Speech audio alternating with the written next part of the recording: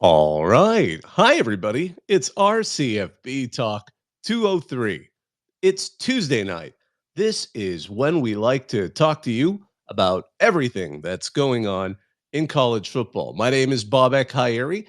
If you'd like to join the conversation, you can always hit request. I'm going to go ahead and give those instructions right now as a reply for people who might be joining us in a little bit. And I see John's already here. I'll let you up in a second. So yeah, it's Tuesday night. It's the off season, but we're getting closer to the season. It's less than a month before week 0 begins. On Tuesday nights, we host a show like this where if you have things you'd like to talk about in college football, please feel free to raise your hand. We'll let you up here. Otherwise, there's plenty of conversation we have and plenty of topics to go over, even though, again, off season, but things are coming up. One of the things on a lighter note, I always like to start with kind of light stuff as people kind of trickle in. Um, One of the weirder things I've seen happen in a fun way, Nebraska's head coach, Matt Rule, was giving a press conference. And for some reason, the Oregon Duck, of course, it's divisionless. They could, go all the way and play them, presumably in the Big Ten championship game. Oregon might get there. I'm not sure about Nebraska. So people were trying to figure out how the Oregon Duck got to Lincoln to stand behind Matt Rule. People said he was just standing there menacingly. And then my favorite joke that came from there was by one of the fans of Michigan who said it was actually just Connor Stallions in the Oregon Duck costume. So if you haven't seen it, Oregon Duck showed up for Matt Rule's press conference today, and that is definitely one of the more amusing moments that we've seen. In addition, again, Jake Olson, this is a name from the past. I'm a USC alum, and I almost forgot for a second. He was, of course, the blind long snapper who Pete Carroll befriended, and then he played for the Trojans. He had lost his eyes due to a medical condition, but he learned how to snap, so he was a long snapper on extra points. And he kind of went on Twitter or X and said, "I could have driven to practice if I were to have long snapped at Georgia." So again, Georgia catching fire for the off the field driving conditions that they've been having there in Athens in the area. Another kind of light note to kind of warm us up here. Tyson Chicken has revealed that they have a Razorback Nuggets for Arkansas football fans in 2024. Now, it's Tyson Chicken, and of course, they are a big booster of the Razorbacks. Though the meat is not pork, it's going to be chicken cut to look like a Razorback, which feels a little bit. I mean, there are things I guess called pork nugs, but I guess Tyson's not going to is not going to go against what they normally do. Another kind of interesting note: South Carolina has obtained the trademark to Beamer ball. Now, of course, Shane Beamer is the coach of Frank Beamer, who popularized that term. Apparently, this was sort of planned. Frank Beamer had the trademark for Beamer ball and let it go, abandoned it, and I can get into that whole story. I mean, I do teach a little bit of intellectual property on the side. And they allowed it so South Carolina could pick it up. It sounds like it's not that they plan to promote Beamer ball as part of Shane Beamer's necessarily his tenure, but that they want to keep some third parties in South Carolina businesses from using the term, so they therefore can control it. So if you know anything about trademarks, it means they'll probably have to produce a little bit of stuff with it, but they won't really push it that hard. If you want to have a fun version of this, back in the day, because I went to college over 20 years ago, USC really did not want to be called Southern Cal, but they didn't want to lose the trademark to Southern Cal. So always in the bargain bin of the USC bookstore, there'd be like a pair of shorts that said Southern Cal on the bottom. So they could say like, "Oh, we're still making stuff with it." No, we make like 10 pants a semester with it, but we're actually putting it in the stream of commerce. So who knows what will happen there. Another interesting kind of news and note. This one kind of got buried. I didn't realize it until I was kind of catching up with notes for this week. But there was some question whether Pat McAfee was going to return to College Game Day, and he confirmed it last week since our last show. So he is going to be part of the Game Day crew with Nick Saban and a lot of. I mean, I'm only a little worried about how big the table is going to get. I mean, that's one of the complaints you get with NFL shows, pre-NFL shows, that it's just the desks have gotten enormous and there's just, a couple of sound bites from a couple of people. I know he's a polarizing figure. We'll see how that goes. But it'll be really interesting to see the dynamic between him and Coach Saban if they decide to put them at the same table. And one last note, only because the game has come up on multiple occasions. It was interesting to see a lot of the reporting coming out, especially from all the media days, because we're in that little lull. The media days where the first 3 weeks of July, now we're in kind of that break as fall camps are beginning, and a lot of the football season's getting ready to gear up. But a lot of players admitted, like, man, that's what we're playing right now, and it'll be interesting to see. Um, if somebody wanted to do an interesting kind of study on the number of, because I am a person who says football players get in trouble far less than most people. I mean, Georgia, okay, they're kind of notable right now, but football players, I think, generally get in trouble less than most people do. But I wonder if it's going to go down even lower, because there was a saying that, when I, again, not to pull the old man card here, but growing up in the 1990s, violent video games were a big fear, Mortal Kombat, all that stuff. And it was interesting to see that crime went down, and it has gone down decade after decade. And some people say, well, kids are playing video games now. So we'll see if that's what's happening, and maybe fewer players getting in trouble. But before we dive into some other stuff, John, how you doing this? How are you doing this evening? Hey man, how you doing? I'm good. I'm good. It's just 1 week closer to the college football season. Yeah, thank goodness, because once the Olympics are over, it's gonna be a very desperate couple of weeks before we get some college football. Hey, I did want to talk about, I guess, a somewhat more serious topic tonight, and regarding what you mentioned already, Georgia football. And so, as you already said, they've had a lot of issues this all season with with their players and getting behind the wheel. And I think it really elevated to another level this week with Rod Thomas. Um, as a lot of people may already know, he got a second degree felony charge for essentially for battery to children and family battery. Um, and I guess my question is this: do we think Georgia has a culture problem right now, or do we think?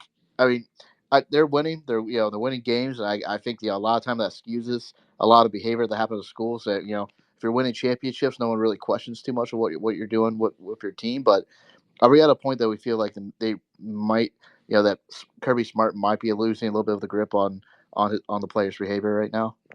It's interesting because you know, uh, obviously I want to just set Rara Thomas on the side, only because that's a serious charge for him. And, they pop up, again, there's over 10,000 college football players just at the FBS level at any given time. So there's opportunities for bad behavior. And the only awkward thing about there, by the way, if you missed it, it must have been automated, but for all of his players, but his X account wished him happy birthday, and then immediately they took it down because they realized what was happening when suddenly Kirby Smart's Twitter account wished Rara Thomas happy birthday in the middle of all of this.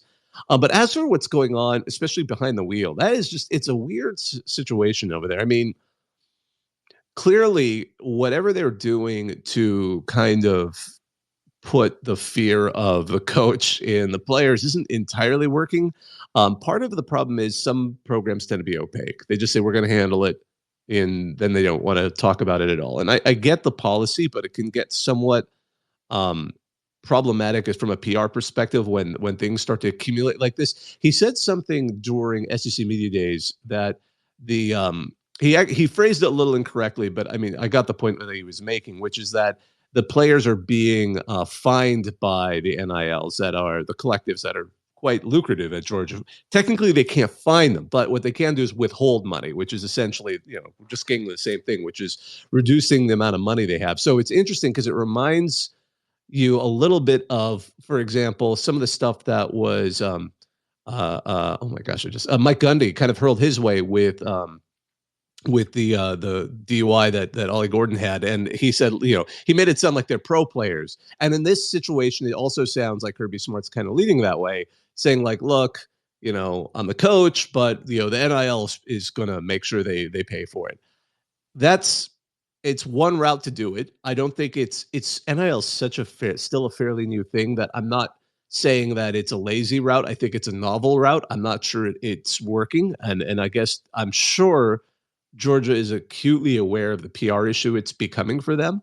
Again, the Rara Thomas thing, I'm just saying that aside because that is hard to predict, and these things are totally unacceptable. But unfortunately, they happen on a year, and it just happened to be the same team that is having all the automotive issues right now.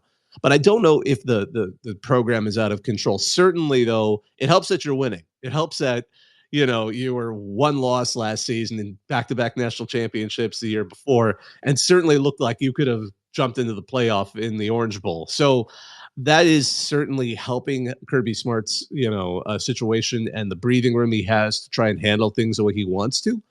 But if it keeps continuing, eventually that starts to become a bigger problem. And I don't think it has yet. Only because, again, I know, again, the Rara Thomas thing is a serious accusation, but I think that one is one of those situations that is I'm going to say that's unrelated to the problems they have with all the people driving badly, because that I still don't get that. Like, I mean, there's got to be a way to handle it, and I'm sure they're annoyed that this isn't working, and they keep getting in the news for it. Because I'm going to tell you, like, if you're in sports information for Georgia, that's got to be an absolute pain in the behind right now. That's for sure. Ski Mask Murphy, what's going on? I just saw you come up. Well, yeah, I was going to talk about. Well, first off, how are you doing today, Bobak? It's a I'm wonderful good. We're less than a month before the season begins. This is exciting. It's it's most like you said, most of the time the off season is very quiet, but this every week there's something. Every week there's something, and I was going to talk about the whole UGA thing. Like you said, the Rah Times thing is like shouldn't be grouped in with all the vehicular misfortunes, but it's sort of like one of those things that just adds on to this already enormous pie that's spreading of like, does Kirby Smart have control of his players? Because like you said, it's sort of weird that I think it's what 28 incidents within like 18 months or something. It's weird Especially when that somebody got killed a few, not that long ago because of yeah, that. No, it just really, when you phrase it that way, I'm like, this is like the ghost of Mark Richt. I mean, has Mark Richt lost control of the Georgia Bulldogs? I mean, oh my gosh, are we going in that direction? Except with championships. yeah, it's a for me it's a weird thing because when I was at the University of Michigan, one thing I mean I think Athens is a little bit bigger than Ann Arbor, probably more of a less of a college town, more of like a smallish, mid-sized city. But even still, then in Ann Arbor, basically all the football players and all the athletes are basically just given these. I guess you call them like city scooters. They sort of Yeah, like yeah. almost scooter size and almost half bike size. They're fairly large because two of them could get on it at one time. There's no seat, but that's what they would really ride around on. It was supplied to all of them. So basically, you could easily get around the area of Ann Arbor fairly quickly, except for some places a little bit further. For the most part, it was set up so they didn't really have to drive anywhere. And then Ann Arbor has its own public transportation system, which is pretty fine. I don't know what they have in Athens, but it seems like this is a problem that shouldn't be at the level that it's at currently. It seems like, especially with all of it, it's all speeding and reckless driving. It seems like Kirby Smart needs to get a handle on it because, even though it's not to the level of the situation with Art Browse at Baylor, but it's one of those things where it's like the rules are set up where it's like if all your players are misbehaving, Kirby is going to fall on you.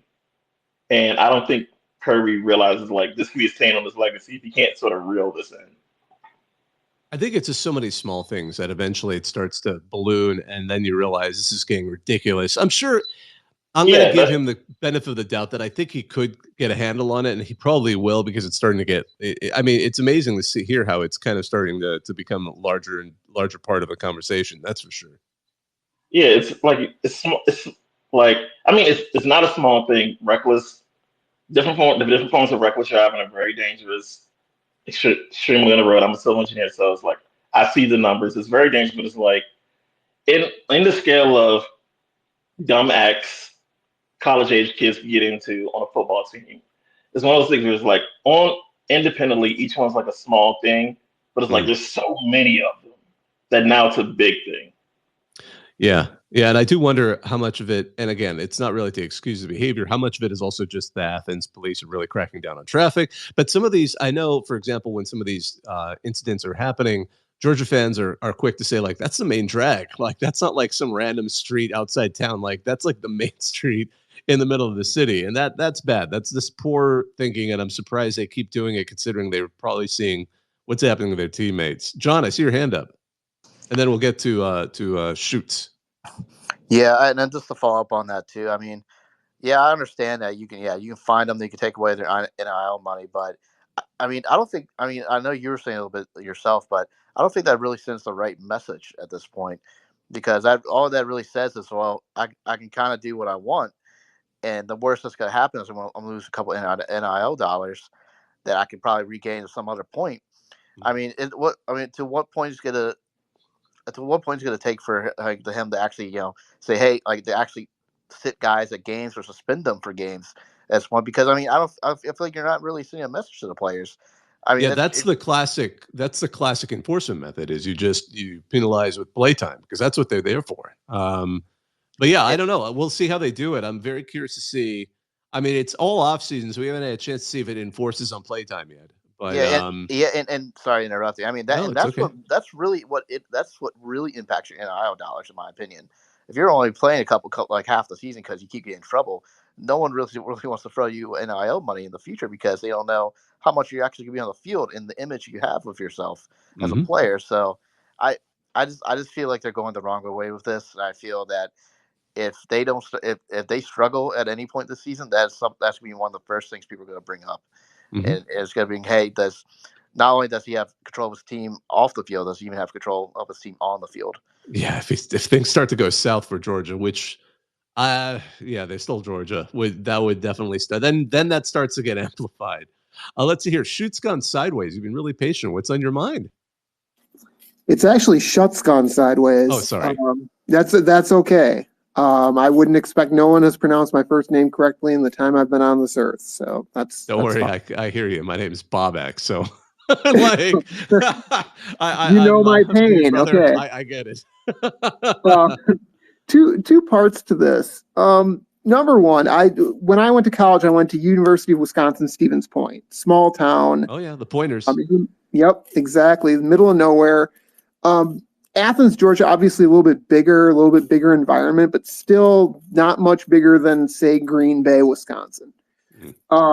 There's probably not a ton to do. You give 18 to 21-year-olds access to really nice cars. And as a former 18 to 21-year-old, I can tell you, you're probably going to go take that car and do dumb stuff. So, I mean, I kind of get why it's sort of an outbreak, especially at Georgia, where I'm sure they have access to a lot of really nice, really fast cars. But more to the point, do you think that like this is sort of an impetus for Kirby Smart? Like we heard the NFL rumors, or a few of them, this last offseason. Does he kind of start to look at that and go, you know what, I'm tired of policing this. At least in the NFL, I'm dealing with somewhat grown adults. Could that be something that pushes him to the NFL? I've never really thought of him as someone who's going to depart for the NFL. Maybe it's because he's doing so well at Georgia. He's being paid more than enough to have a very nice salary. I mean, the salaries in college football are exceptional now. Now, I don't know, does he have that moment in him, or did he see what happened to Nick Saban in his brief sojourn to the Miami Dolphins, and he's like, nah, I'm not doing this. Not doing this no more. But or would he move? I mean, you could see that. I've certainly, there have been some great coaches who you could just sort of tell there's a moment where they're just kind of like, I'm tired of this crap. This is not for me. And there's some people who embrace it. Like, obviously, Nick Saban was a great example of that. He's a guy who was like, you know what? I don't want to deal with the crap of the NFL. I understand the crap of college football. This is my crap, which is what a positive way to spin it. But yeah, I'm not sure. I don't know if it's gotten quite that severe. I think, again, I can't imagine there is a breaking point for him where he's going to probably make an example. I wonder if he's waiting for someone who isn't that valuable on the team to make a violation, and then really like that person, unfortunately, gets benefit of it. But at the same time, I think it was somebody was asking, I think Carson Beck, about the fact that the cars were, driving fast car. And he's like, I just like cars. It's like, yeah, it's awkward to say that when you're driving a Lamborghini. It is. I get what he's saying, but it was awkward to say it when you're driving a Lamborghini. If I had access to a Lamborghini when I was that age, I would definitely take it that's off the the thing too. highway. Like these kids aren't the ones to really. I like. I want to think I was somewhat responsible, but still, I mean, like, I remember how stupid it was to be that age. Like, you give somebody that kind of freedom, they kind of want to race the car a little bit. I get it. It's not wise. I don't think it's smart. But I was also dumb. So some people are dumber than others, and it's not like you're giving them a scholarship because they've shown. And I'm not trying to say like there's some very very mature football players out there. They play for Air Force, Navy, and Army. But I mean, there's plenty of mature players out there. But at the same time, I mean, like that's how you're being recruited. You're being recruited because you're talented, not because you're gonna make some brilliant decision once you're handed the keys to a Lamborghini. Hey, let's see here. I see someone joined us, Lane Kippen Burner. What's going on, man? Hey, how's it going? Hey, how are you? Good. My question. Can you still hear me? Okay. Yeah. My question is if Kirby continues. Well, I just joined, so I don't know if you've already talked about this, but if Kirby continues to win like he is, and the culture doesn't really change, do you see Georgia making any changes or anything like that? I don't really think it's going to happen, considering I've grown up like in the SEC country my whole life. I've seen a lot worse, and I've seen schools accept a lot like stuff like this before. So I want to know what y'all think about that. With as if we're talking traffic violations, I could see it kind of going like an annoyance with which doesn't quite get a hammer. Especially if they keep winning the way they are. Because I mean, let's face it, they're going to probably be. Ohio State has an argument to also be a number one team, but Georgia is especially with what happened in the SEC in the offseason with Nick Saban stepping away and just the uncertainty of how good Alabama is going to be. Georgia is the odds-on favorite at the moment to start it out, not necessarily as unstoppable as they might have been seemingly last season before they were stopped. But I think if they keep winning at the level they're doing, if it is just traffic violations, you'll get people kind of, hewing and hollering. But I agree with you. It's not necessarily something where, other than pride, like I could see pride, like this is ridiculous. Like, come on, guys, like we're prove that we can win with class, however you want to phrase it, because I mean, it is unusual. And I wonder if sometimes what happens, the university itself starts to get a little bit annoyed and starts to put a little bit of pressure. And this is one of those things where if the university started to put pressure, I could see the coach being willing to say like, okay, fine. Like there are hills I'll die on. This is not a hill I'm going to die on. So I think there's a lot of ways that this could end up being resolved, but man, this has just been an unusual stretch for them. And I wonder how much of it is. And I mean, I want to say the word culture without necessarily implying it's the coaching culture, but just players seeing. I mean, let's set aside players. 18 to 20-year-olds seeing other 18, 20-year-olds, having fun screwing around with a really nice car and thinking like, man, I'd like to really have fun and screw around with a nice car. Like you got a bunch of your friends in the car and you rev the engine. I grew up in Bakersfield, the armpit of the state of California. There was the thing people did on Saturdays. You drove down Chester Avenue in your lowrider. I didn't have a lowrider, but I went and watched people in lowriders. So, I mean, like that, like if you grew up anywhere, there's, especially in a small enough town, there's always that spot. Granted, now I feel really old because I don't know if they still do that anymore. And, probably they're all home playing EA College Sports football. But I mean, it's certainly a valid point. Let's see here, Ski Master Murphy. I see your hand up, and I'm going to let up Mac Agenda Pusher. Funny that you mentioned lowriders in this because UTEP. Oh yes, yes. UTEP said, "Hey, Sark, Texas, I see your Lamborghinis, but what about lowriders?" I was like, they sort of got it right. So for those who haven't seen this, because again, Texas has had a couple of tweets that went fairly viral about the Lamborghinis they had on display for their players. Now, El Paso, the culture in El Paso is I'm not going to say like super similar to Bakersfield, but similar enough that lowrider culture is a piece of that culture. So they decided to they were like, we'll raise it. And they had all these great shots of lowriders. So I thought that was great. I thought that was fabulous. And UTEP is going to be an interesting team.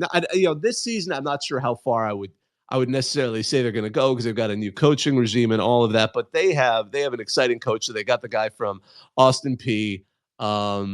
He coached previously at Sewell Ross, which is in the Big Bend region as well. So there's a lot of promise there. I'm not saying this season, but they've got the right attitude. And when you're at G5, when you are a team that is one of the toughest areas just because of how remote you are. Yeah, you're in Texas, but I mean, as far west Texas as you can go, you got to pull out the stops. And I love that tweet. That tweet was excellent. I recommend checking that one out.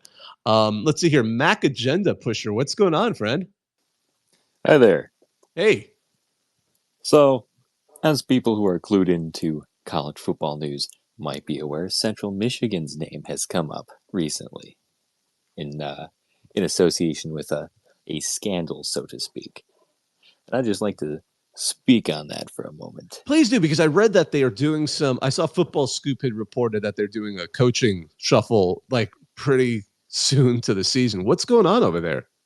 Well, for starters, I like to say that they did absolutely nothing wrong, especially with that Connor Stallions guy. He was never there. They don't know who he is. Secondly, I have no idea. It's very odd. I just like to put it out there that no MAC school has ever or will ever do anything wrong. Well, all I know right now, it's so funny too. I'm like, I wonder how their Wikipedia article looks like an offensive coordinator. Vacant. Yeah, it's looking pretty sparse around those parts.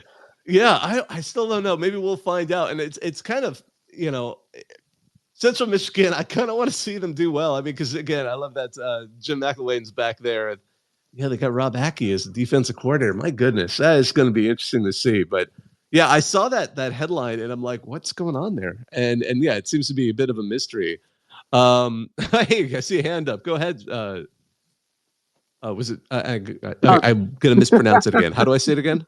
Shuts. Like shuts the door. Oh, I love that.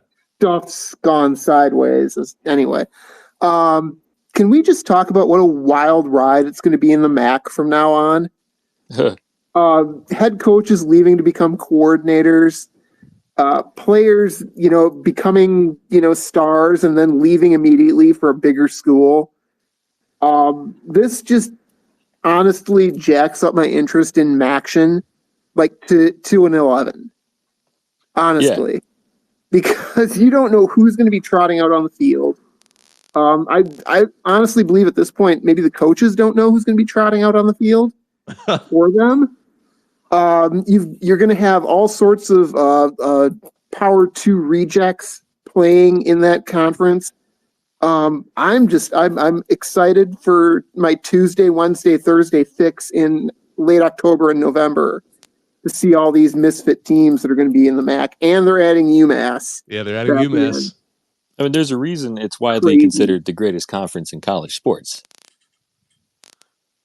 Parody?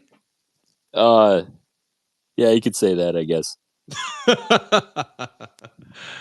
Yeah. No, I'm looking forward to it. For that. I'm very curious to see who's going to come out on top this season. But Miami of Ohio and Toledo and are the two that I've been kind of keeping an eye on. But who knows who's going to emerge? I have a guy who wants to. We might be doing some extra coverage of Northern Illinois this season, only because I've got a photographer who really wants to cover them, and I'm like, all right, we'll cover them. Real flexible on that. Ski Mask Murphy, I see your hand up, and I see someone who also wants to join us up here. Did the MAC do like other conferences this season, and they're doing away with divisions, right? I think they did away with divisions. They did. So, as I said, a lot of players are now playing college football, the new EA Sports game. And then, actually, this is a sad MAC story. This is one that I saw and I wanted to bring up. Bearcat Journal, which is, I guess, one of the people associated with Cincinnati football, they have said that Miami of Ohio, the victory bell, the battle for the victory bell, is not going to continue with Miami of Ohio. So they had long since split. Cincinnati was one of the founders of the MAC. And they kept that going. Obviously, Cincinnati had moved on. Now they're obviously in the Big 12.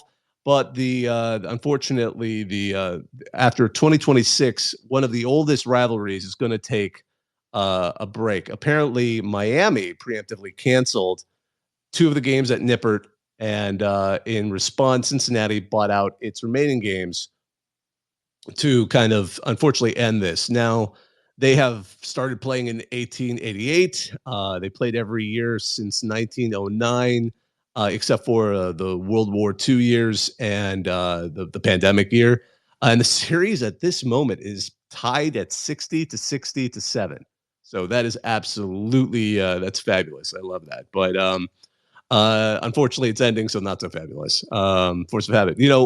One thing I wanted to ask, and maybe I've got some good folks up here who have some good ideas of some of the trivia there are with the Olympics going on, and I tried this with the person because I do a show for Advanced Sports Media with Shahan J. Raja of CBS Sports.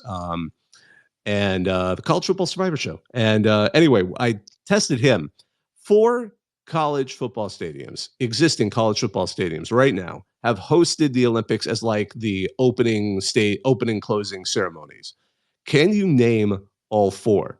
And there are 2 bonus college football stadiums, which I'll get to afterwards. I'm not going to expect anyone to know them, but can you name all 4? John?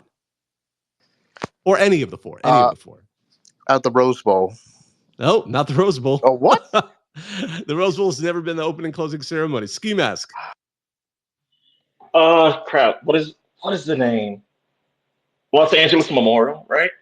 Yeah, the LA Coliseum. Yeah, LA Coliseum. So USC. At one point, UCLA. So for the 1932 Olympics, it was both their homes. Then they moved out, and then UCLA moved out in 82 and 84, obviously. And then in 2028, it's also going to host it again. So that's one.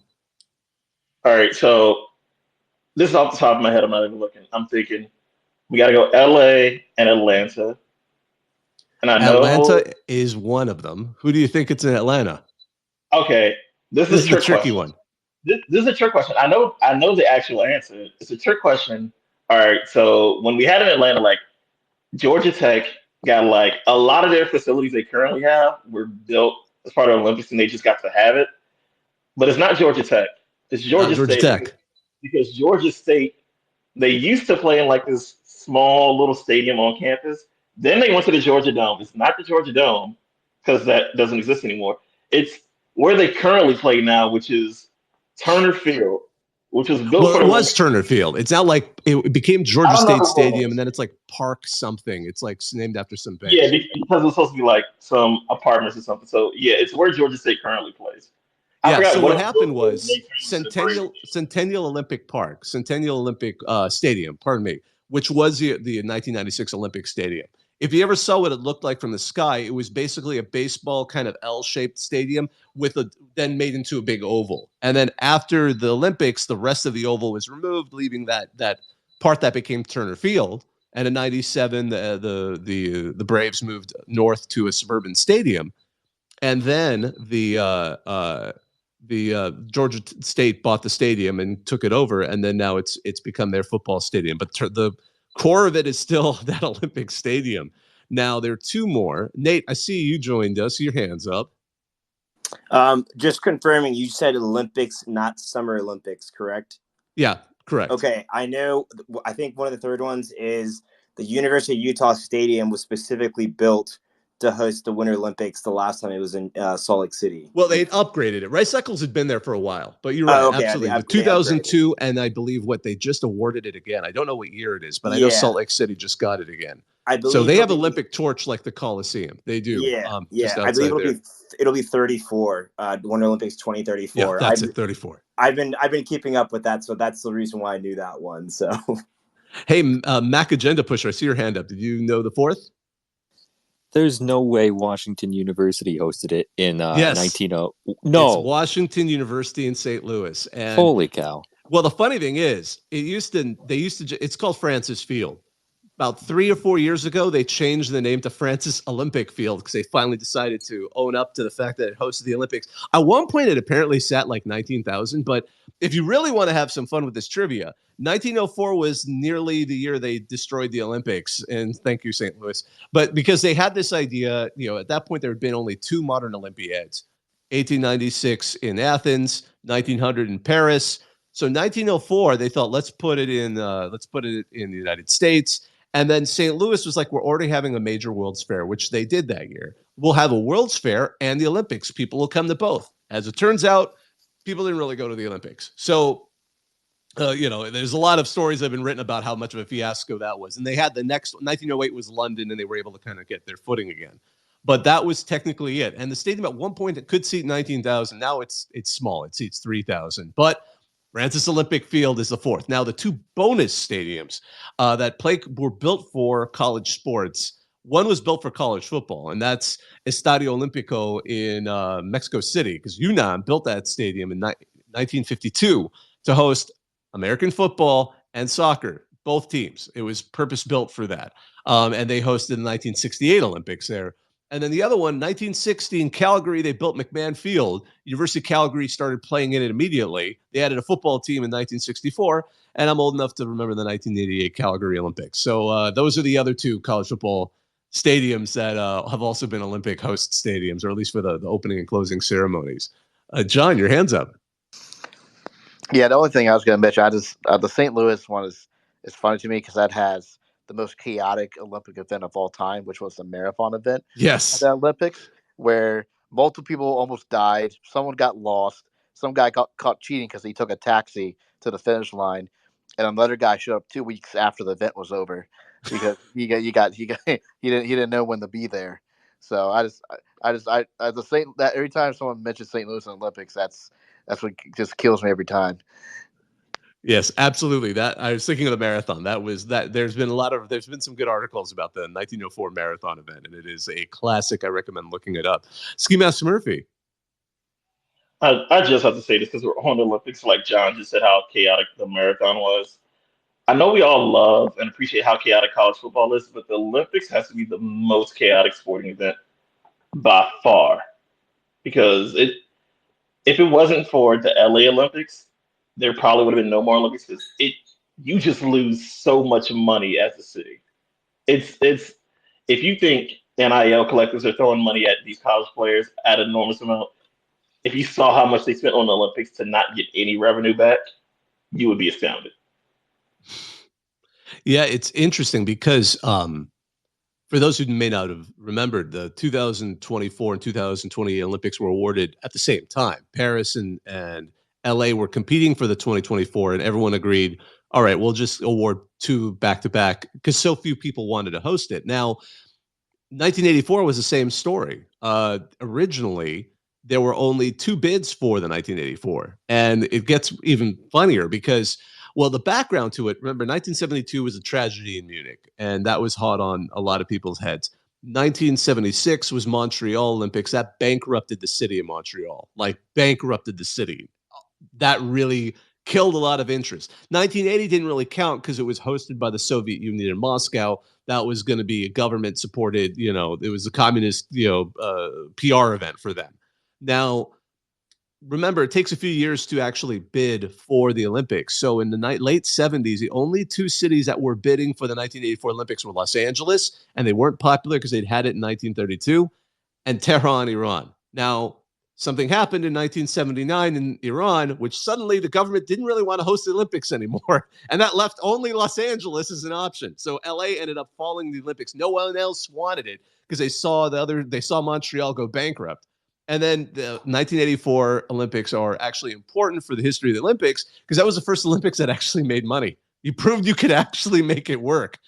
Granted, the benefit of Los Angeles is most of the venues were already there, so they didn't have to really build much. In fact, if you really want to go back, I don't know why I know all this stuff. I'm just a master of this kind of trivia. 2004, Athens kept screwing up. It's just very Greek. They were worries they weren't going to be able to get the Olympics finished in time. And the IOC had a plan where only one city in the world could actually host the Olympics on short notice, and it was LA because all they had to do was build one venue, which was like the Velodrome for the indoor cycling. That was the only thing they didn't have ready to go. But it's funny. I don't know. It's interesting stuff, and I think seriously right now that's why we saw those. So now I believe 2032 is going to be like, or yeah, it should be 2032 is going to be like Brisbane, in Australia. Which is not I've been there. That's actually a surprisingly small city for that. But it's a beautiful area though. You got the Gold Coast. I'm sure people would be tourists there. They're going to be absolutely overwhelming the Great Barrier Reef if they go up to Cairns, a few hours north of there. Very good for the environment, I'm sure. I was looking at some of these other headlines because again, it's been a week, so we were still getting the tail end of some of the stuff that was coming out of Big Ten Media Days. Kirk Ferentz is not a fan of the lack of Big Ten divisions and the differences in schedules. Quote, I've been in this league 35 years. Everyone thinks they're getting screwed on their schedule. That's a commonality. Well, Mr. Ferentz, Coach Ferentz, I do disagree on one point. There's one team that has absolutely made off like bandits in this new Big Ten, and those are the Rutgers Scarlet Knights. And it's kind of funny, only because on Monday I recorded a podcast show that I think it came out today. I'm not sure, where I said like Rutgers was my dark horse for the Big Ten. Like if they made it in the playoff, I would not be shocked. And I'll get to why I think Rutgers is this crazy one. And I got absolutely criticized by my co-host on this, Shahan J. Raj at CBS. Then he just texts me. He's like, Kirk Herbstreit just said the same thing. And I'm like, what?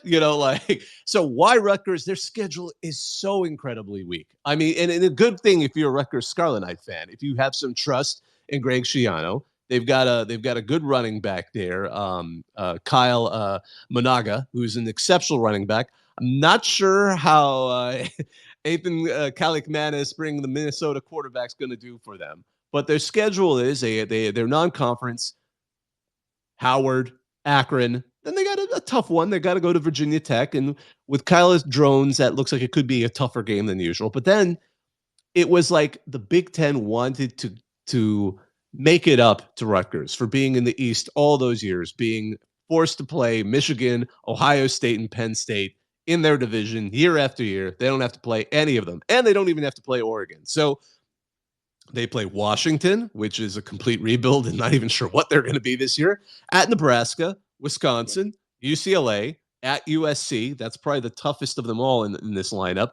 Minnesota, at Maryland, Illinois, and at Michigan State. So, Rutgers, depending on how this season goes, you might have to send a fruit basket to Chicago to thank whoever built you this schedule, because there's a chance, because imagine they go through and somehow become the honorary Big Ten West team in the in the Big Ten championship game.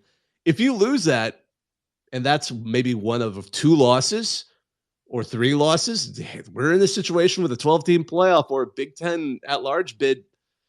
Isn't crazy. I'm not saying it will be guaranteed, but it isn't crazy. All right, I see a couple of hands up here. John. Hey, speaking of coaches, did you catch Mac Brown's comment regarding people saying he's going to quit? Yes. And what has happened? I'm going to say real quick, because I see a lot of media days. I see a lot of good quotes. This might be my all-time favorite quote. And I'll say it right now. So his quote was, "Every coach recruiting against us says I'm going to quit, and 6 of them have been fired that said that already. So they out to be worried about themselves." That is an all-time quote for a 73-year-old man to be like, "Y'all think I'm going to retire and quit, but half of y'all have already been fired. So maybe you should be worried about your own program first." I think it was one of my favorite replies to that. What someone posted that is, I'm going to credit, let's see here, Ohio State fan with the username. Other coaches recruiting, I'll see you in hell. And Mac Brown's is saying, like, tell them who sent you. Oh, my goodness. Yeah, Mac Brown is – I like Mac Brown a lot. I'm glad he brought up that quote. That was kind of in my list of potential things to bring up. And he absolutely – I thought I think he lit that one on fire. Shuts go sideways. What's going on? So much to unpack there. Number one, of course, Kirk Ferentz is sad the Big Ten West is gone. He could dominate that division. I have a visceral hatred of Kirk Ferentz. So anyway, number two, Greg Schiano's a genius. Can we acknowledge the fact that this guy who was passed over for the Tennessee job is a master of rebuild? He took Rutgers, who was at ground zero. Mm-hmm. Literally, you couldn't have burned Rutgers' football program to the ground any more thoroughly than Chris Ash did. And he has completely rebuilt it to the point where I looked at that too this offseason and was like, Rutgers could make the playoffs. Rutgers might not have a problem all of the games that you mentioned, even the difficult ones, and I hate to say this as a Wisconsin fan because they do play, we have to go to Rutgers. Mhm. All of those games are winnable. Every single one of them. I mean, USC, even at USC isn't really USC anymore. I mean, we think of it as a oh my God, they're so intimidating. Rutgers has a really good defense.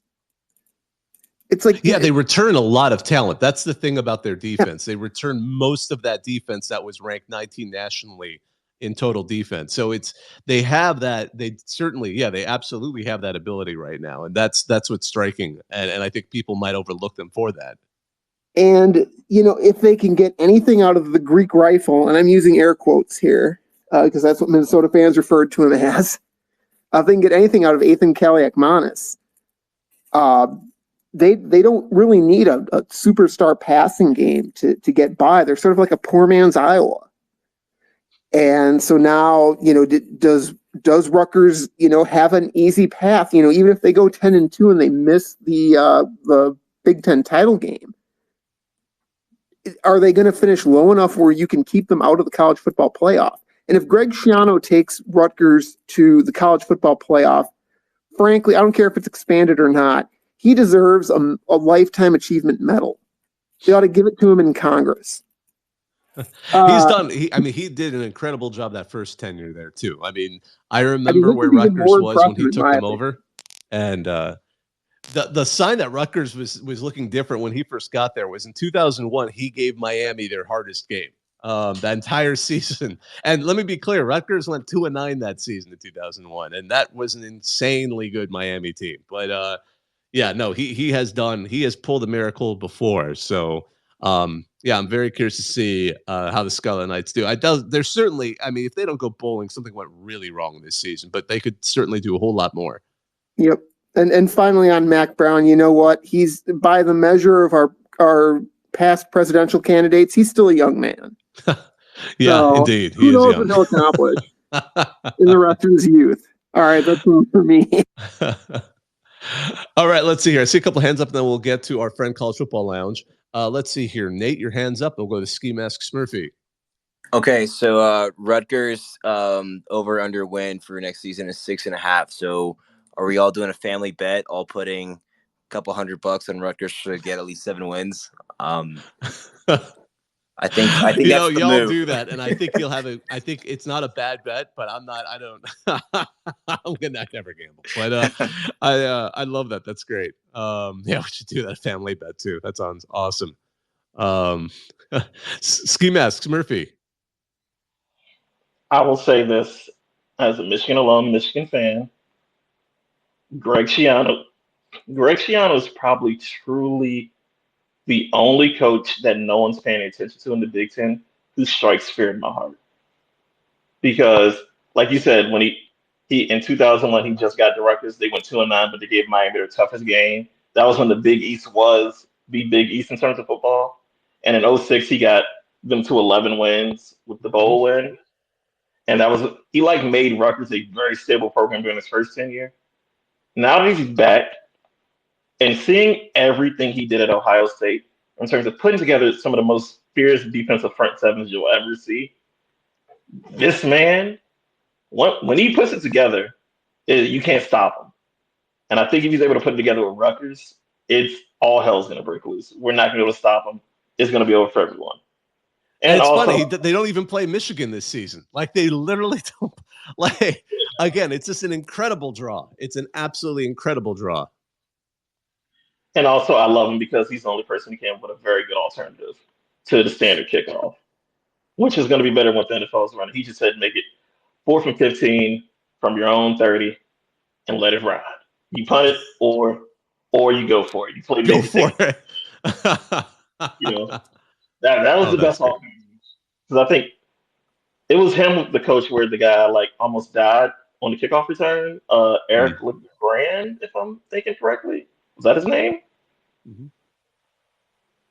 Oh, yeah, Eric LeGrand. Yeah, I remember that. Yeah, so he came up with a very good alternative. But if he I forgot that was related to that. Yeah. Yeah, if he puts a defense together, it's over for everybody in the Big Ten. It's Rutgers will rise again. They'll show they started college football, and they'll show they'll put it. And they shall end it. Yeah, I love it. Oh my goodness. We gave you this sport. We could take it away at any time. Check the fine print. College Football Lounge, what's going on? Hey, good evening, guys. A couple things I wanted to mention that were notable to me from Big Ten Media Days. First was the opening statement from Deshaun Foster, Yes. the new UCLA head coach. Was just a glorious train wreck. It's one of those that you could have started playing the theme to Curb Your Enthusiasm over, and it would have worked perfectly. So I felt genuinely bad for him. I did. I didn't know if he was just trying to be ultra football guy or if he saw a ghost, or didn't know in what manner to take that. If he just totally spaced, or if he just wanted to get down to business and kind of just start taking questions. But I think it was a bit of both, and he was pretty humorous about it afterwards. I think he kind of spaced. I think somebody should have told him you could do what, like, Mike Leach should basically just go up there and say, like, all right, ready for questions, and some people, and that's actually preferred in a lot of ways. Like, the media prefer that because we don't, I was supposed to be at Big Ten Media Days in Delta, and that whole brouhaha last week took care of that. But I mean, a lot of times you kind of want that Q&A part. You don't want to just sit and listen to them spout off like every position group or whatever. So it seemed like he was getting ready to do that. And then he kind of just got lost in thought. And I get it. I mean, not stage fright. That's probably the wrong word, but maybe a little bit of like, oh crap, I'm on stage. He just hadn't really, I wonder if he had really thought it through. And then when you're out there and you hadn't really thought it through, you're like, ooh, maybe I should have prepped for this a little bit more. And then he's having that, Southwest should totally give him a deal, like not going anywhere for a while, like, or that was Snickers. Right. Or just want to get away. Get away. Southwest has got to totally hire him for that. Yeah. Because I felt for him. I watched that as someone who did theater. I've been lucky. I've never had a moment like that. But I remember, gosh, in high school, I did team debate for 1 year. And like my best buddy from growing up, we paired up. And I remember he went up to give a speech, and he literally gave like a sentence, looked up blankly, and I'm just kind of like looking at him, and I'm like, oh crap. And he just kind of went like, I'm sorry, and then went and sat down, and I'm like, well, I'm gonna have to make up that particular speech when it comes to the next one, so right. Sometimes it happens, but I felt bad for him. I've never seen it happen on that level. Folks, again, if you haven't seen Deshaun Foster's UCLA speech at the Big Ten Media Day, you feel bad for him. It was his opening remarks, and clearly he hadn't thought really. I don't think he realized how it was going to go down, and then he got kind of caught in his own mind. And I'm sure it'll be great next time. No better way to learn. Right. Most definitely.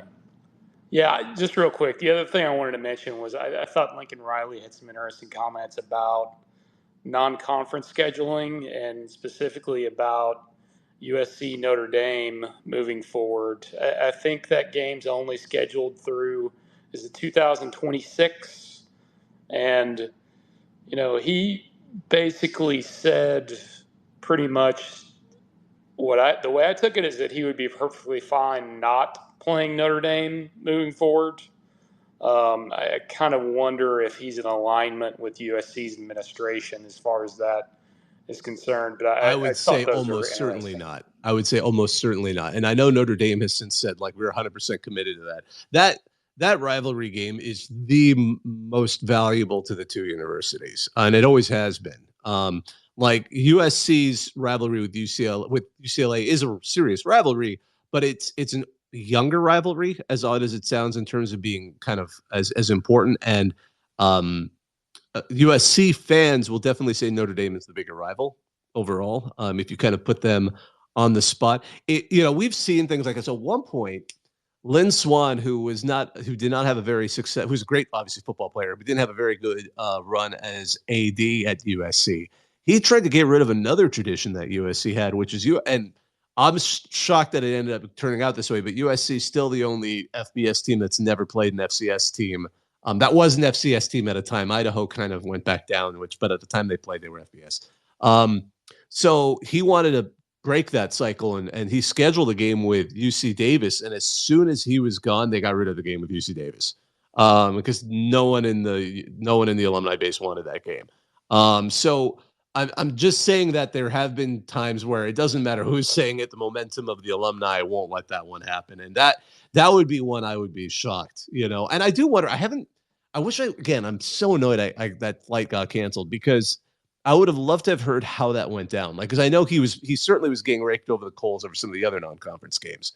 But that one almost feels like, how did that one get set up? Like, did someone say like, oh, well, how about Notre Dame? And he's like, well, any game would be on the table without, and then that kind of blown out of proportion. I'm not sure, but he has to know. I'm sure someone told him, immediately afterwards, like, yeah, no, that one ain't moving. You'll be moving before that game moves in a lot of ways. I know he also kind of cited Nick Saban's a scheduling philosophy, and that he was creating a schedule to play for a national championship. But let's be real, in the 12-team playoff, you can lose that game and still go to the playoff, so that's the other side of it as well. I mean, USC could actually win every game and lose Notre Dame game and still get a first round bye because presumably that would mean they're somehow the Big Ten champion while also losing to Notre Dame. They would almost certainly get a first round bye. So in the 12-team playoff era, that I think especially that game is safer than it might have been had it been like a run for the BC, especially the BCS when we were going for the top two, or the 14 playoff. I want to just pay a little bit of comment on something that, it always falls into my wheelhouse. I'm kind of surprised I didn't get asked it, but don't worry, I don't mind.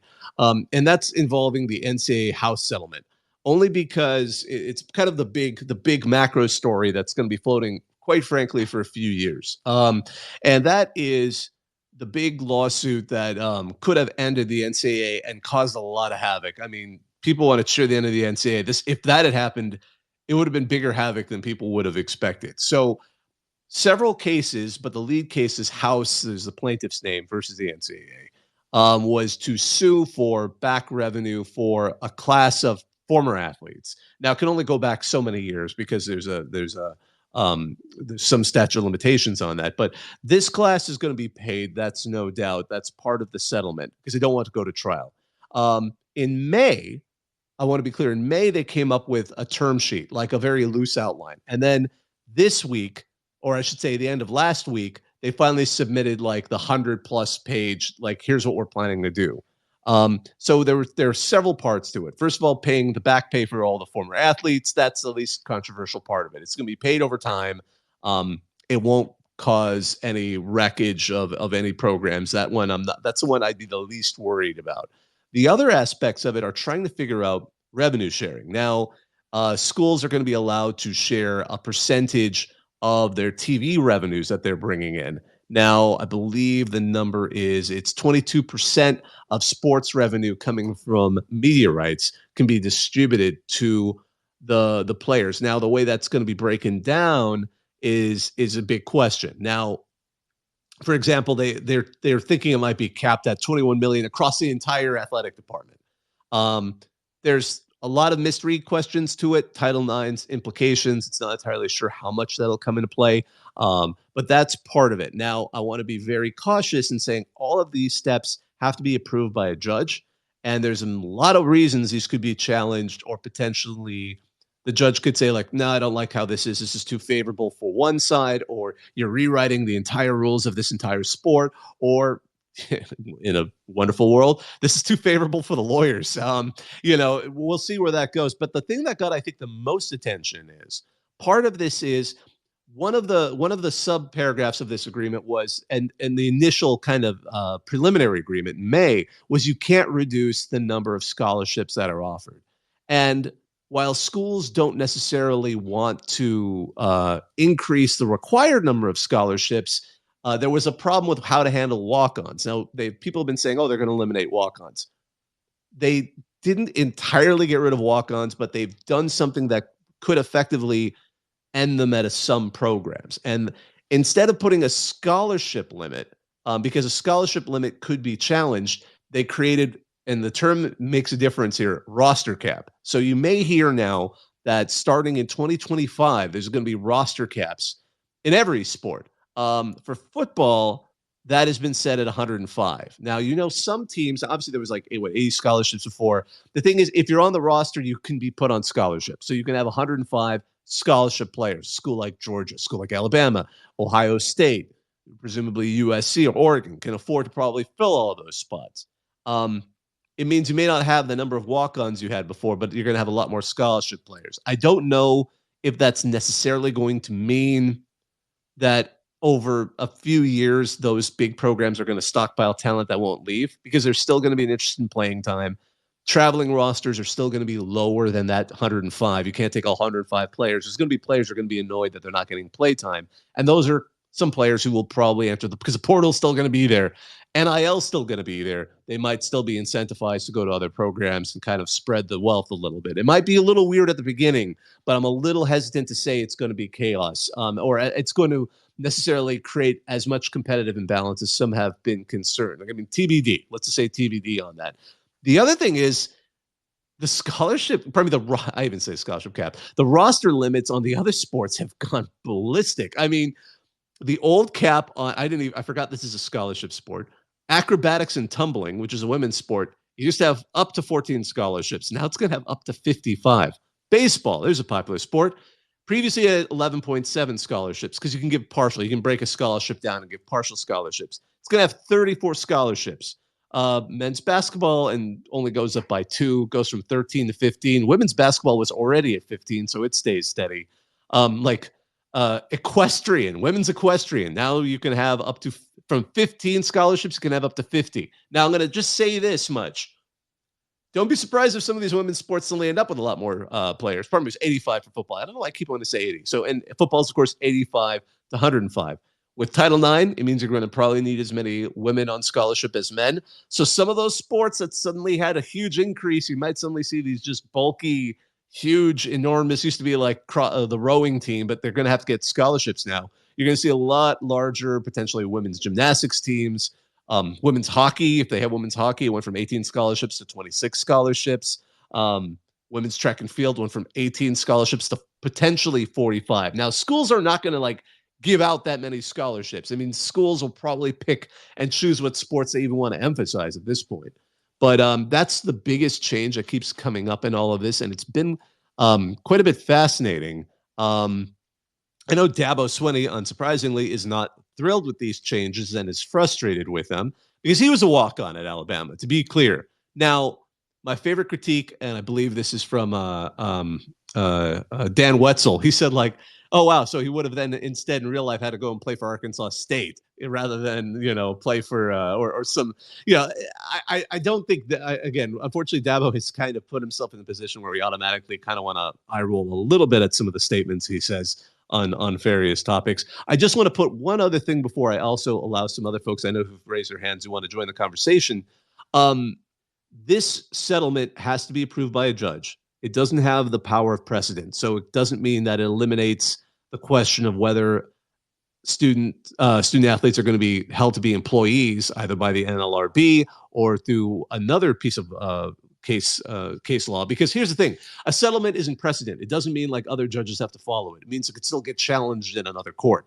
And there are challenges that are already kind of being filed against it. I know Houston Christian, was formerly known as Houston Baptist, tried to file against it because they're like, look, we're being asked to take on a disproportionate amount of this, especially paying the previous players. It's like the non-FBS programs are being asked, in Division I are being asked to field the majority of the money for that, and they're saying our schools are not the ones that had the high-profile players on them. There's been another challenge where the state attorney generals of Montana and South Dakota are trying to figure out if they have legal options.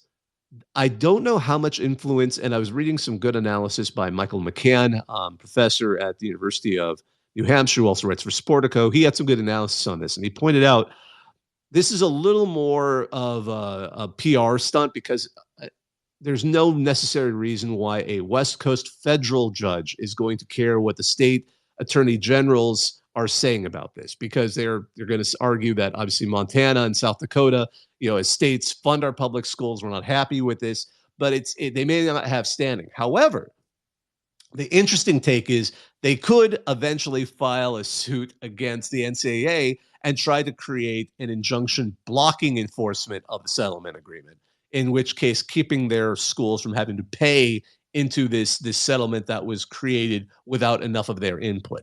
So I'm only putting that one out there because that's the first of many that we're probably going to see challenges on this. There's probably going to be appeals. In the most aggressive timeline, they say this could come into effect in 2025. I'm just going to say, like, the 2025 season, so a year from now. I'm going to say that's aggressive. That means that's lawyers speak for, yeah, you're going to cross your fingers and hope everything goes great, because I could see this being challenged by so many particular parties in this, especially schools that aren't in the FBS, that are D1, especially non-football schools in D1. If you're a basketball school in D1 and you're told you have to pay out a share of $990 million because, some lawyers somewhere decided that that's going to be the chunk you're now adding to, they're not thrilled about that. And I think some of the wiser ones are waiting on the sideline and are going to pounce, and we're going to see some challenges. And it isn't something I think people should be surprised by. But because that was part of the last week, I just wanted to give a little bit of words on that because I think that's a pretty important topic. Now, John, I see your hand up, and then we'll get to Dr. Pepper Bucko. Yeah, regarding the first of all, Dabo, yeah, I heard that comment and I think my eyes rolled so far back I saw the back of my skull. But regarding the increase of scholarships, do we think that has a trickle down effect that maybe affects or harms smaller schools in the long run? With so many more athletes that go to bigger schools, does that affect, but possibly what the talent, or even if they can even field teams, I guess in the long term. But that's I guess my only worry, just how that affects the smaller programs out there. It is a bit of a wait and see, because how it affects, I think it'll be interesting to see how it affects recruiting. I think the transfer portal will be its own animal, because at that point you're going to get players who know exactly, like, I just need playing time. I've been on a big program. They're not letting me see the field. I'm going to transfer to a place that's going to use me. And I think that aspect is probably going to stay the same. Now, in terms of initial recruitment, though, if you're a hot shot player, why would you not have a confidence in yourself? And you're offered a position at, say, a Georgia, Alabama, Ohio State, et cetera, just using the usual suspects. And then you're more willing, I think, to say, yeah, sure, I'll go there. I'll win my playing time. And then you find out the other guys are also pretty good. Maybe you're not making the traveling roster. Maybe you're getting a little antsy, and you decide, like, all right, maybe it's time for me to move on. It may affect that stuff. And I know, for example, there's been some analysis that it seems like recruiting has become a little more. There's been a more variety in high school recruiting. At least more teams are now in play for a lot of players ever since the advent of NIL. And the fact that the portal is always there to kind of give you an out if it doesn't quite work out. But again, it's early to know how this is going to come into play. It's certainly some of these walk-ons. I mean, for those who haven't seen, like, some of the walk-ons that come on to some of these teams, like preferred walk-ons, where they're basically like, look, we've had our scholarship cap, but you're really promising, and you probably would have got a scholarship at another school. I mean, that stuff has been going on for a while. Or, all the kind of the creative gray shirt, or blue shirt. Like, there's been some interesting clothing color choices out there to kind of hide people on the roster.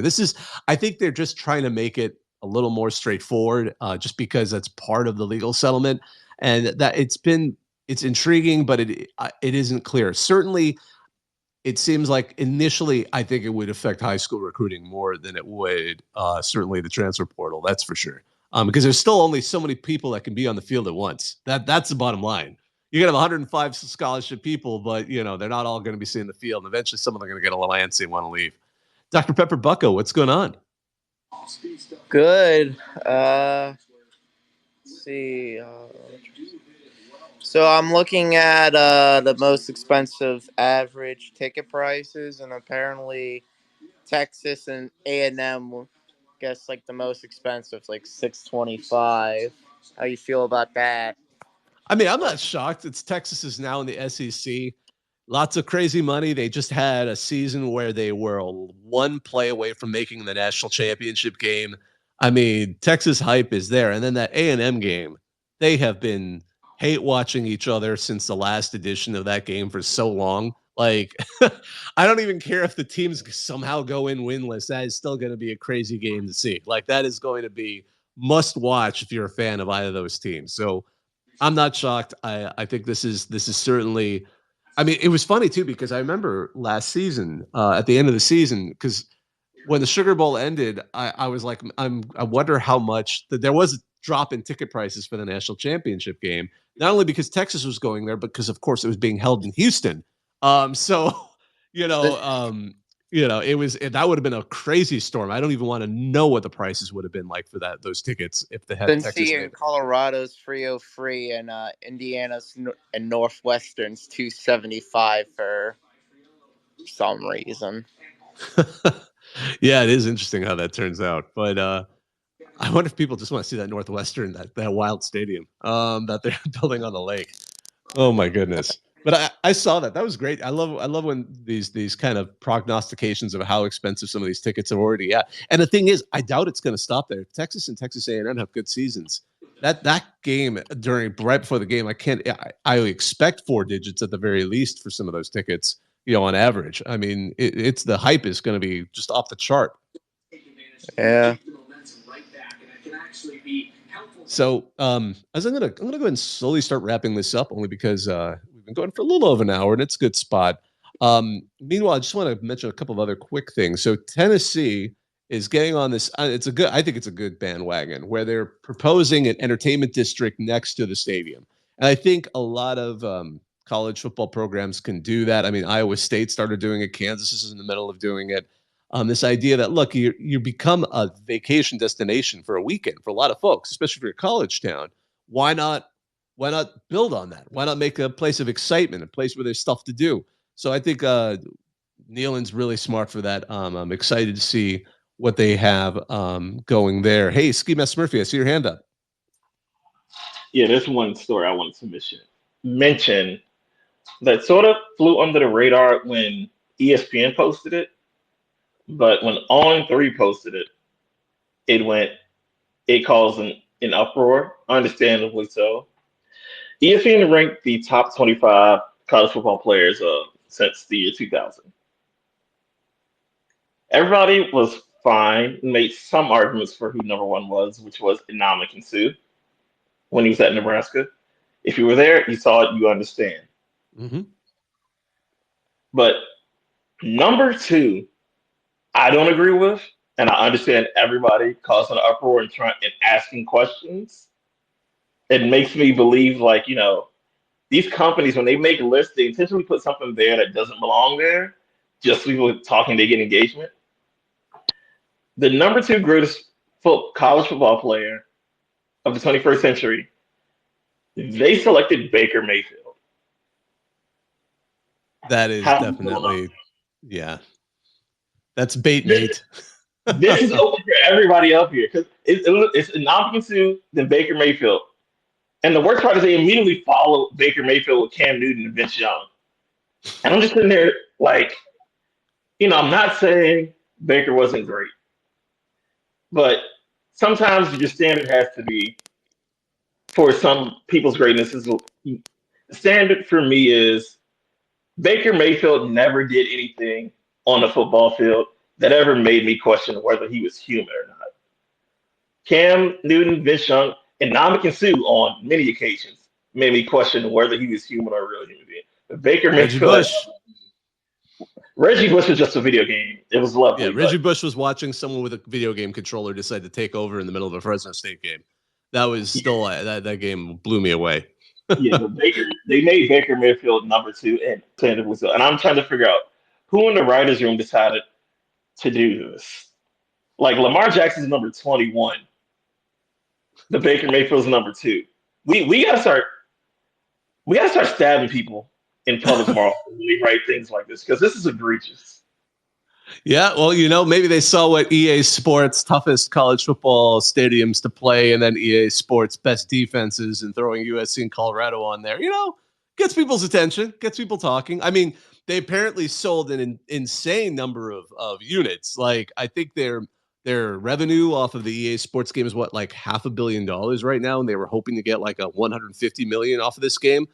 So I don't know if it's going to carry on, but from the next editions, but clearly, hey, never hurts to get people's attention, right? They sold $2.2 million of pre-orders. I mean, 2.2 million copies of pre-orders. Yeah, units. That's times 100. Yeah, of the early one, of the early pass. They didn't even talk about the normal release. They talk about the super early release. So yeah, they move units. They did. All right, I see a couple of hands up, and then we'll wrap this up. College Football Lounge, your hand was up first, and then we'll go to Nate. Yeah, real quick. Ski masks. I'm an Oklahoma fan, and even I will admit that the list was ridiculous. And it was kind of surprising because I'm almost positive it was from Bill Connolly, who's the S&P Plus guy. And I don't know if this was just some statistical analysis gone wrong, looked at outside the parameters of the real world, or if it's just proof that no one is immune to the crunch for engagement numbers. But yeah, I mean, Vince Young and I mean Cam Newton also. If I think about kind of the two most dominant forces in college football in the past, I don't know, 25 or so years, those are two of they immediately come to mind for me, that they kind of just, that Texas team had a lot of talent on it, but those two guys really just put their entire team on their back and won national championships. So I totally agree. I don't know what happened there, but yeah, it was just kind of an absurd ranking. Nate, what's on your mind? Yeah, on the same topic, my first thought was when Ski Mask said Baker Mayfield, my first thought was he better than Kyler Murray, who played the year after him at Oklahoma? And so I just pulled up the stats. It's actually really funny how similar their stats are. I'm going to read them off. Both went 11 in their final year at Oklahoma. Both went 11-2. Baker had a 70.5% completion rate percentage. Kyler had 69%. Nice. Baker had 4,600 passing yards. Kyler had 4,300. Baker had 43 passing touchdowns and 6 interceptions. Kyler had 42 touchdowns and 7 interceptions. And then this is where it really, it's where Kyler was clearly much better. Baker had 311 rushing yards. Kyler Murray had 1,000. So I don't know how. I mean, I would probably name 10 to 15 people before Baker Mayfield, but even just right there, the guys at the same college 1 year after him, how did you miss that? Yeah. John, wrap us up. Yeah, I was going to end more on a positive note. I will say I think Sue being a number one was definitely was a good choice. I actually had the pleasure of watching Sue play when Nebraska played at Virginia Tech when I was a kid. I'll tell you what, I've never been more intimidated in the stands by a player before, and still not to this day. I was watching a Virginia Tech team who probably had one of the best offensive of their time since the Vic era, putting 3 offensive linemen and running on the other side of the field to avoid him, and he was still running guys down. It took a Tech team who should have had 35 points and limited them to 5 field goals. Tech had to literally throw a miracle Hail Mary in that day to even beat that Nebraska team. And to this day, I've never seen anyone dominate on that side of the ball like Sue did in person. It was the one. He almost won the Heisman as a defensive tackle. I mean, it was one of the most. He was easily one of the most scariest guys I've ever seen play on the college football level. So I just want to throw that out there. So we end this on a good positive note. All right, Ski Mask, you got your hand up. Last comment. No, I just wanted to talk on John's comment where you got to see him live in person, but I didn't get that pleasure. But I did watch that Big 12 championship game between Nebraska and Texas, where if it wasn't for a half second, you would have and Ndamukong Suh by himself almost knocked Texas out of playing a national championship game. That game, 7 tackles for losses, 4.5 sacks. he had Colt McCoy shaking in fear. Like if you ever seen that meme of Mike Gundy's son at Oklahoma State shaking, trying to take the snap, that was Colt McCoy when he saw they didn't have enough guys to block Ndamukong Suh every play. It was unreal. I'll end on that. Awesome. Well, I just wanted to take a second to thank all of you for listening. This was our CFB Talk 203. My name is Bobak Ha'Eri. I host these every Tuesday night here. It's always great hearing from you. And if you enjoy my voice, I do another show, regular podcast called the College Football Survivor Show with Advanced Sports Media with my co-host Shahan Jayaraja of CBS Sports. Otherwise, this turns into a recording. I'll take the audio and put it wherever you get your podcasts as RCFB Talk and get the video up on YouTube because I figured out how to do that, although it takes me, I usually do that the next day. But hope everyone has a good one now. I'm going to hang up and listen.